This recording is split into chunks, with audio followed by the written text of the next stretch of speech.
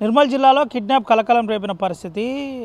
మామడ మండలం కోనకల్ గ్రామానికి చెందిన హరీష్ను డీసీసీబీ డైరెక్టర్ మండల అధ్యక్షుడిని నేరుగా కొంతమంది గుర్తించి చెప్పిన పరిస్థితి. ఒకసారి మనం పూర్తి వివరాలు కనుక గమనించినట్టు కనుకైతే తుప్రాన్ దగ్గర ఒక టోల్ ప్లాజా దగ్గర బండి స్లో కాగానే హరీష్ తప్పించుకొని నేరుగా పోలీసులను ఆశ్రయించాడు. పోలీసులను ఆశ్రయించి విషయం చెప్పే ప్రయత్నం చేశారు. ఎవరో నన్ను కిడ్నాప్ చేసి 3 కోట్ల రూపాయలు డిమాండ్ చేశారు, అక్కడ వెహికల్ స్లో కాగానే నేను తప్పించుకున్నానని చెప్పిన పరిస్థితి. నన్ను కిడ్నాప్ చేసి 3 కోట్ల రూపాయలు డిమాండ్ చేశారని హరీష్ పోలీసులతో చెప్పిన పరిస్థితి. హరీష్ రావు పోలీసులకు చెప్పిన అనంతరం వెంటనే పోలీసులు వాస్తవికాలు కేసు నమోదు చేసి దర్యాప్తు చేస్తున్నట్టు తెలిసింది. అయితే తుప్రాన్ దగ్గర పోలీసులు నేరుగా ఇటు నిర్మల్ ఏఎస్పీకి తన బీఆర్ఎస్ నేత హరీష్ రావును అప్పచెప్పినట్టు తెలిసింది.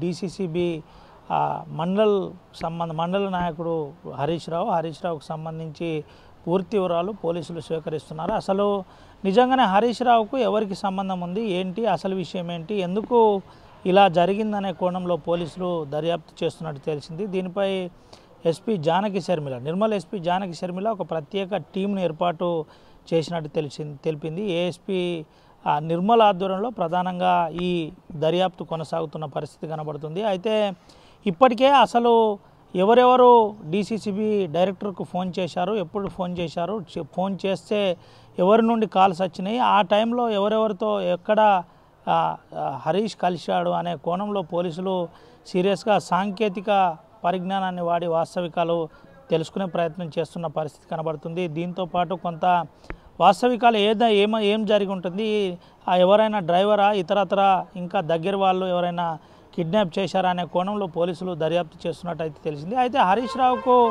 తెలిసిన వ్యక్తులే ఈ కిడ్నాప్కు పాల్పడి ఉంటారు, పక్కాగా అన్ని సమాచారం ఉన్న వ్యక్తులే ఇలాంటి యథార్థానికి ఒడిగట్టి ఉంటారని భావిస్తున్న పరిస్థితి కనబడుతుంది.